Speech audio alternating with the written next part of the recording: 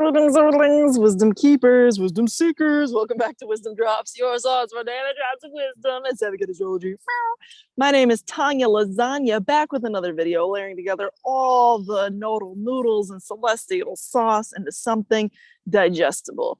And today, you guessed it, we are talking about the Scorpio eclipse. This is a full moon eclipse.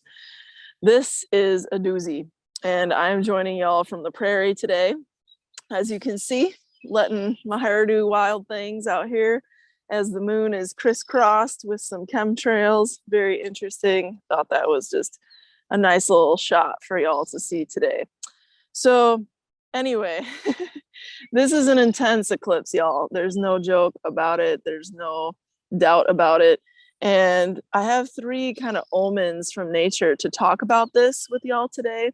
I had to spend some time in nature today myself after a lot of computer work and just to ground. And a lot of times, you know, YouTubers in general, behind the scenes info, we are usually talking to ourselves as we talk to y'all. So today's little sermon from the universe, or Psalms from the prairie, or however you fancy, is really going to be just as far as my energy and angelic channeling, if you want to call it that, takes us. And so let's see what comes through with these three omens from nature, these three things that I want to talk with y'all about today. Before I share them with you, I do want to say that Scorpio is a very intense sign. If you are a Scorpio ascendant, sun, or moon, you definitely know that already. If you have that as one of your key three, or just like other significant personal planets. But it's really intense because it brings out the best and the worst, which is part of what we're going to talk about today. And eclipses are these sort of fated event periods, right, of time. And when you have a new moon or a full moon being eclipsed, it's always about a blocking of light. That's the whole point of the word eclipse, right? So that in and of itself is something to reflect on. So I think that, like, the major takeaway from that in and of itself is, like, this is a time for a pause, if you can afford it, in whichever way that makes sense to you. The word to keep in mind is pause. And I also want to say, if you're new here, welcome. You can subscribe. I put out regular content. And regardless of who you are, make sure you like this video if you haven't already, because it helps the channel grow, and I really appreciate you. Also, you can leave a comment, because that also helps the channel grow, and it's fun to interact with y'all. It's been a lot of really kind of like entertainment and enjoyment over the last couple of years seeing the channel grow, and I just really appreciate all of you who actually support this channel in all the ways you do. Last but not least, Wizdom Dropz Astrology, allz's.com. You can book a reading with me there. Fancy new website, y'all. Check it out. Check it out. And that's about the gist of the announcements. So I feel like this is going to be a deep one today. Okay, I'm going to start with the things I found in nature that inspired this video. The first thing, I believe this is a piece of chert. You should be able to see it, hopefully. I'm like trying to get it to focus for y'all. So this is just a piece of chert. This is what Native Americans used to, maybe they still do, make arrowheads out of. Okay, it's not really wanting to focus for y'all, but you get the idea. So it's a rock. And what does this relate? You're probably like, what the hell? And I'm like, good. No, but for real, how does this relate to Scorpio? Well, Scorpio is this like really freaking intense energy, right? And Scorpio, just like rock, whatever it produces, it has to go through the heat. It has to go through a process of being superheated in order to produce whatever it is that it produces.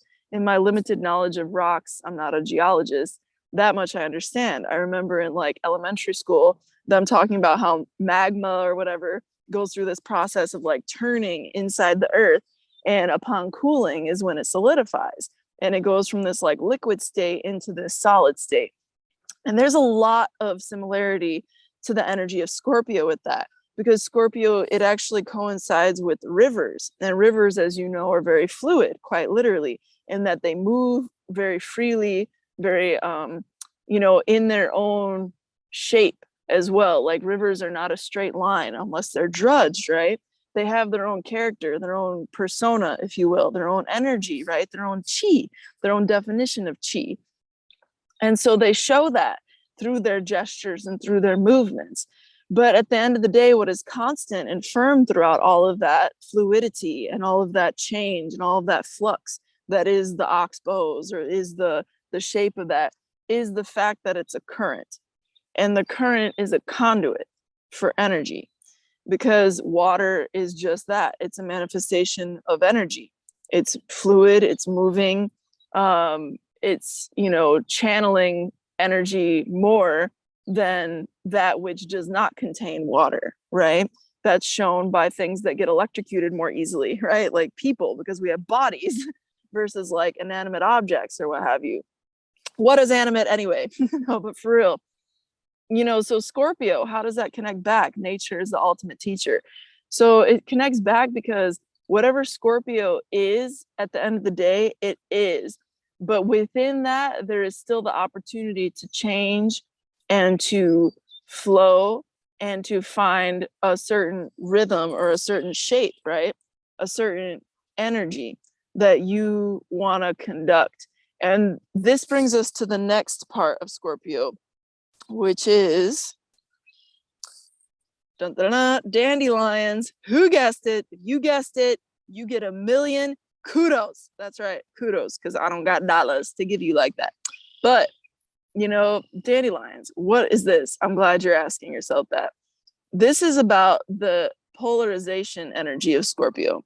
People want to call Gemini the most like divisive, or not divisive, but like the most polar, maybe not that, the most like, sometimes depends on the Gemini, right? Oxymoronic, two-sided, there you go, two-sided energy. And it makes sense because Scorpio is fixed in its modality astrologically, right? Just like we were talking about in this sort of character of rock, which by the way is more so categorized as Taurian energy, generally speaking. But you understand how the partner signs in the example I just gave are really mirrored in that energy, right? When you think about how rock pertains to Scorpio. But moving along, this idea of a dandelion, what is this? Is this a weed? Is this a weed? It depends on your perspective. What is a weed, right? Weeds are just plants out of place. I've heard that definition. Or weeds are a human perception of a plant without understanding its ecological function. Or a human perception of a plant that's just focusing on maybe what's perceived as a negative, you know, character profile of that plant. But in the factual instance of what this does as an ecological contributor, this dandelion, not only is it native, it actually mines calcium. And what do I mean by that? Calcium is like a super important thing, right? You've heard everybody say, drink whatever, you know, not milk, because that actually leaches your calcium from your bones, believe it or not. But, you know, consume calcium. Leafy greens are the way to go. Interesting. Why are leafy greens the way to go, kids? Because dandelions are also leafy greens. You ever see a dandelion and it has a bunch of leafy greens around the bottom of it? That's why leafy greens are the best source of calcium, because the roots, okay, and not all leafy greens, but I'm just talking about this plant now, okay, dandelions, or dandelions for all of you enunciators out there. They mine calcium because their taproot is hella long, and it goes long into the earth, deep into the earth. And it actually brings up that calcium from the soil in the process of breaking apart the soil. And that's why, again, another ecological contribution by dandelions. It helps prevent or treat compacted soil. So when you see a bunch of dandelions taking over a lawn, you can think to yourself, oh my gosh, all these weeds, you know, what is it doing here? People need to pull them, people need to spray them. But on the flip side, you could also say, for what? Because this dandelion is actually mining calcium. It's helping treat compaction.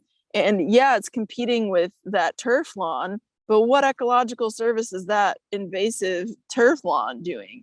You know, this is providing calcium to the rest of the plants around it. This is a more community-minded plant, if you want to associate a consciousness with the plant. And that's because it serves other plants, even though it's competing, quote unquote, for water and other nutrients. It's making that soil more fertile and bringing up that calcium for those plants. okay, to survive. And in a healthy ecosystem where it's not just a monoculture of grass, and this is going to connect back to Scorpio, y'all, I swear. In a healthy ecosystem, it's not like a competitor per se, it's a complementer.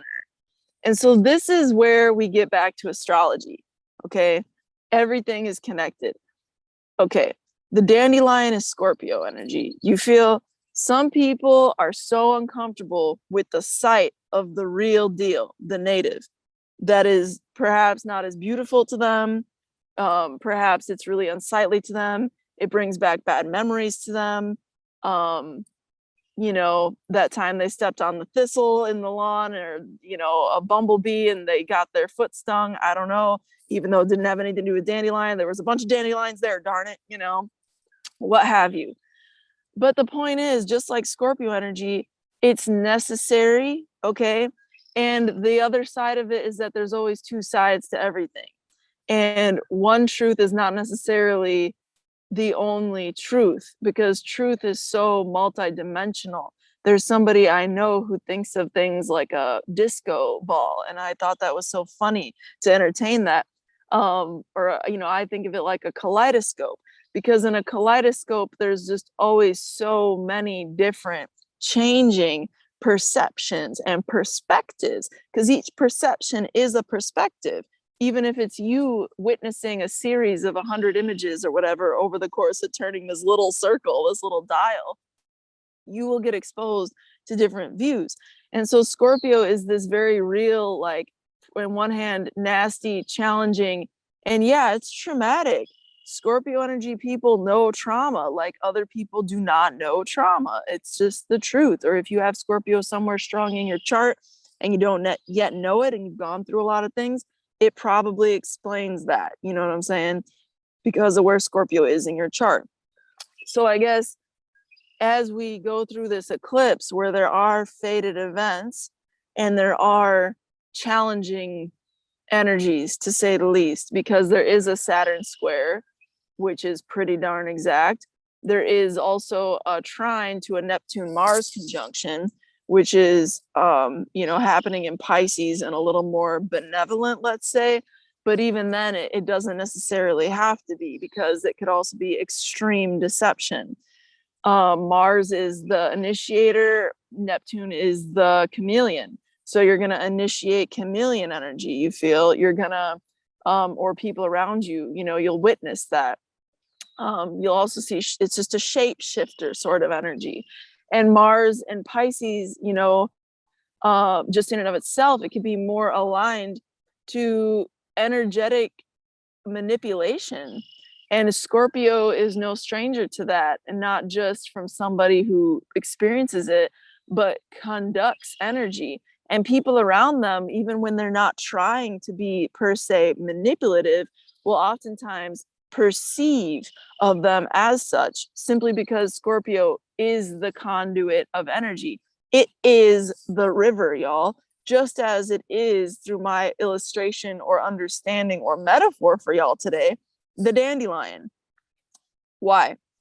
Because even as the root system of this dandelion is tearing apart and deconstructing the soil, because it has such a deep, powerful taproot, okay, and it's breaking up all those minerals in the process, that's just it. Not only is it destroying, per se, different, you know, states of being, because it's literally like shattering the soil with its roots. I mean, it's I say literally, I'm kind of exaggerating, but it isn't, I'm not, because it does. It's like opening that soil, right, with its roots.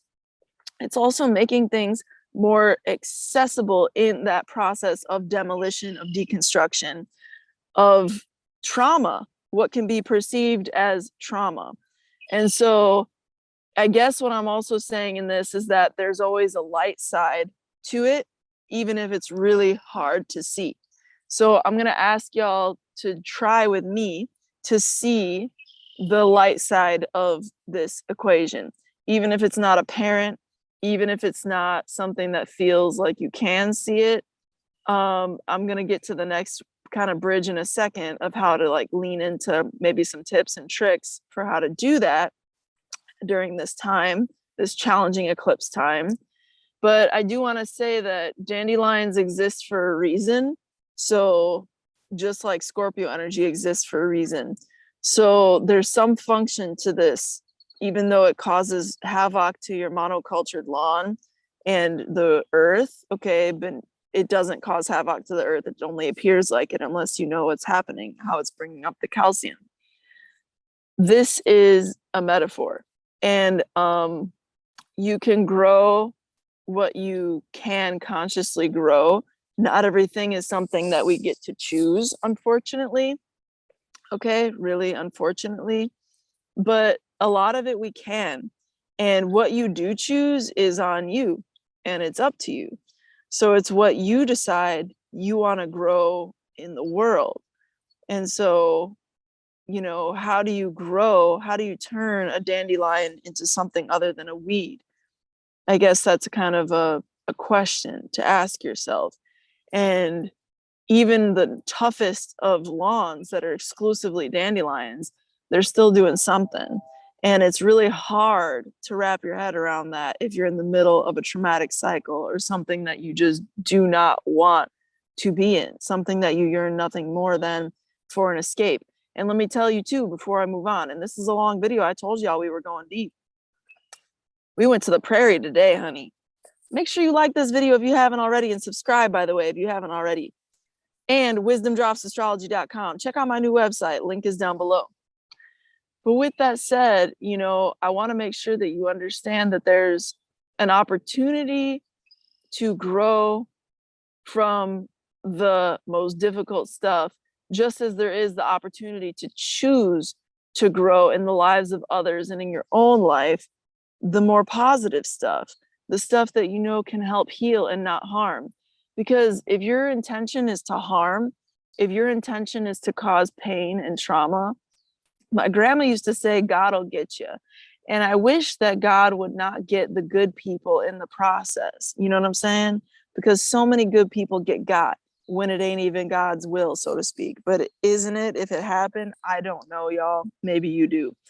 But I'm hoping that, and I'm intending that the trauma will result in something better, even as it's happening, or even as it's rearing its ugly head. And I guess that's like the medicine of Scorpio, is that you can't be this badass Scorpio without having gone through stuff. And sometimes you thought you were done with stuff, trauma stuff, and then it just comes back and gives you more.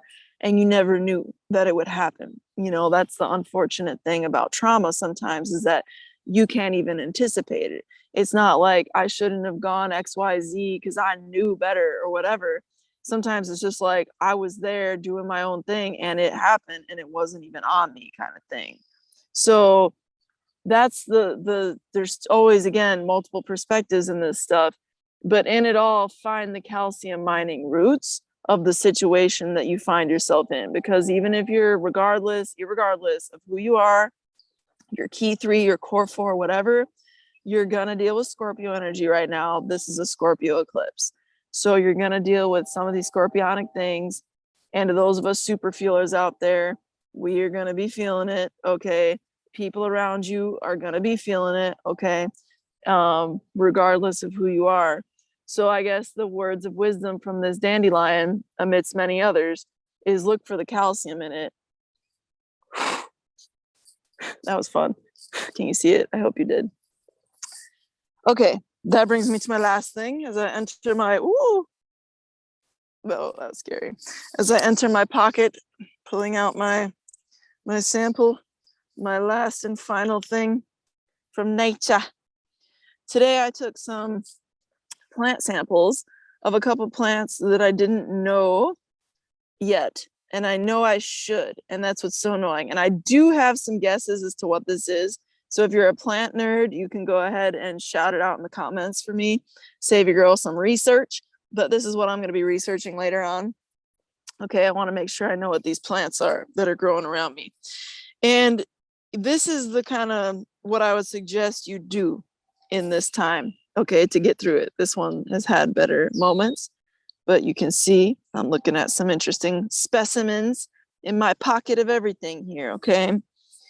And the North Node right now, everybody, is in the sign of Taurus. Okay, this is the same planet. In case you're like, that looks the same. It's because it is. But the North Node is in Taurus as the South Node excretes and releases Scorpio, emotional turmoil, trauma, okay, pain, suffering, psychological processing. The North Node is leaning towards Taurus, and towards Taurus is Earth. Earth is Taurus. So just as the river, it goes through Earth. It is a river in and of itself, but Earth holds the whole thing. You know what I'm saying? It carves Earth, okay? But Earth also supports the river in the process. So it's like this mutualism sort of process. And we have these energies within ourselves, all of us, you know what I'm saying? So the South Node is always the point where it's like releasing energy. And because it's a full moon there being released, it's like you're really aware, like that's the release, you know what I mean, right now, of whatever it is needs to go, or you're willing to go, intending to go. And it's a great time to purge and shed and cleanse and stuff like that if you want to do that, FYI. Another thing to consider is that the North Node, however, is what you should lean in toward at any given moment. And this instance is Taurus. So Taurus is earthly matters, and it's in a more mundane sense, it's your everyday environment because it's what's around you. It's the physical realm, whereas Scorpio is more of this energetic realm. Taurus is the physical realm. So if you think about it from that lens, how do you deal with these intense emotions that are probably too intense to deal with? Because this moon, y'all, is squaring Saturn. If I didn't say that loud enough earlier, it's squaring Saturn, okay? And so in addition to that, it's trining Pluto. And that says to me that there's something there giving Scorpio energy a leg up in its ability to do what it is Scorpio does, for better or worse, just like the dandelion. So choose to do better. Don't choose to cause harm for harm's sake. Don't try to manipulate people to be the version that you think they should be. The only person you have a right to quote unquote manipulate is yourself. So how can you manipulate yourself? And I mean that in the best sense possible, like going to the gym or doing the yoga, for example, just as one way of like shaping your physical body. Not to say, you know, it's your mind and your soul and your physical body with yoga, as y'all know, and exercise in general, probably, right? But for real, like, how are you leaning into that Taurian aspect of it all right now? If you're stuck in the emotional body of it all, and believe me, I understand as a super feeler, you should definitely consider leaning into that physical environment. So when I'm looking at these plants, this is me taking my own medicine and reflecting it back at y'all. I'm saying, well, I want to lean into this because this is in my everyday environment and I want to understand what this is, to where I know definitively next time I'm out here, I can say that's that plant. I might even learn the Latin name. We'll see. But the idea being for y'all is that, you know, to reprieve or to get out of like these deep, tumultuous, the dark, just emotional processing states of Scorpio, you can lean in to the Taurian realms of the earth. And even as it's a release moment, it might not be the best time to launch things, start things, or what have you. It's a good time to pause because eclipses are when the light is eclipsed, after all. So take that medicine for what you will. Lean into your local environment, maybe learn something about nature, maybe lean into your environment in terms of decorating your house or something, your home, you know, whatever it is. Leaning into your physicality can be a good reprieve from all that psychic, emotional processing that Scorpio is requiring of us right now. So I just thought I would offer that as some insight. And one of the last things I want to say to y'all is that Mars is currently in Pisces. And yeah, that's giving a positive trine aspect to Scorpio. But Venus is the ruler of Taurus, and she's in Aries right now. And to me, this is like a very interesting kind of dynamic because Mars in Pisces is not necessarily the best per se, because there's a lot of, just, I talked about it earlier, manipulation that can happen, deception, putting on a front, putting on a show, putting on an act as if you are something that you're not. especially when Mars is not only in the sign of Pisces, but conjunct. Ooh, red-winged blackbird. Can you see them? Right there. Just letting the birds speak to y'all today as well. But especially when Mars is in the sign of Pisces and conjunct Neptune, which is the modern ruler, right, of Pisces, you can have all the more propensity for deception around you.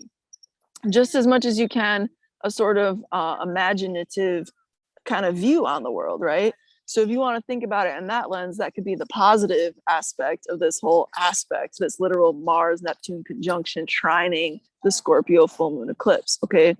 But as I just said, the dispositor or the planetary ruler of Taurus, Venus, is literally in the sign of Aries, which is Mars's sign, for all y'all who know that, okay? If you didn't know that, now you know. So in other words, Taurus's ruler is in Mars's other sign, Aries, because originally Scorpio is ruled by Mars, okay? Mars and Aries are the two signs ruled by, I just said Mars and Aries. Scorpio and Aries are the two signs ruled by Mars, okay? Venus rules Taurus and Libra. So the north node is in Venus's sign, the south node is in Mars's sign. That's a more simple way of saying it for y'all. Did I mention I have a website and I do readings? If you want to better understand astrology, one of the best things you can do for yourself is get a personal reading to understand this stuff, because that's my style. Not every astrologer tells it to you like that. I'm always telling you this is why, and this is why, and this is the astrology of why I'm saying what I'm saying, right? And that's a great way I've had reflected back to me multiple times, many times, to learn astrology. So anyways, the fact that the south node is in Mars's sign, but the north node's planet is in Mars's sign, it shows me that there's a certain elevation of Scorpio energy, because whatever happens in Aries to one extent or the other, and some astrologers will be like, huh, I don't believe that, but I'm going to be like, I believe that, deal with it. Whatever happens in Aries and or Scorpio is inherently impacting the other. And that's because the planet rules both of them. They share a planet. You understand? So when you have the North Node's ruler in the other Mars sign, okay, Aries, you have a certain affinity or an elevation happening towards that other Mars sign, because both are connected by their ruler, Mars, okay? And the other thing is that, you know, the North Node is in Taurus, and it's saying, hey, go to nature. Hey, connect with the earth. Hey, connect with your earthly environment and, you know, things of the earth, the crystals, the plants, the yummy foods, the physicality, yada, yada. But at the same time, it's like, but don't forget that Venus is currently in a fire sign that's literally ruled by Mars. So you're supposed to be like finding your fire, if you will. And I say supposed to be because this is my interpretation of it, you understand? But you're supposed to be, quote unquote, finding your own fire, your own identity, because Aries is all about identity through this sort of earthly means. So it's like the mellow, the vibe of Taurus is super mellow, right? Like generally speaking. And Taurus can get real pissy real quick, if generally not so quick though, but like they can if they have their own particular little like stubborn things, and you hit one of their little triggers of their stubborn things. They can be like, rah, I'm a Taurus, rah, steamroller. But like usually it takes them a lot to get going like that. But the point is, like, even as you're doing the like mellow vibe in nature, that process, don't underestimate that process. You like, I'm like waving a piece of grass at you. Like this video if you haven't already. But don't underestimate that process, y'all. Like it's my wand or my pointer stick. Like you listen here. But for real, don't underestimate that process, because as it's mellow and as it's all groovy crazy or whatever at this time, it's actually revealing a deeper spiritual access point within. That's my interpretation of it, because that Venus ruler is in the sign of Aries. And again, Mars is the ruler of that sign, and Mars rules both Scorpio and Aries, so they're inherently connected. They're simpatico in some way, okay? Yo, my summary of this video is that there's definitely bound to be darkness and challenge that comes up, and it's going to be heavier than it was the last couple of weeks, likely, unless you've just been feeling the energy of it already. I don't want to, you know, say it's going to be darker than it has been, but likely y'all are going to feel that. Most of us are going to be feeling it pretty, I think, a lot more intensely, a lot more darker, deeper truths and stuff that a lot of people don't have to think about all the time. They're going to be coming up into the surface, and we're going to have to start thinking about them, and not just have to, but we just will naturally. So lean into Taurus to get through it, y'all. Lean into that Venusian environment energy that we talked about. Maybe go pick yourself some plants, learn some new plants, teach yourself some environmental education or whatever you want to call it. I hope this video brought you value. Make sure you hit that like button, subscribe if you haven't already, and check out Wizdom Dropz Astrology, all Z's except astrology.com for more information on moi and my services. With that said, through next time, until next time, may the stars be with you. Peace.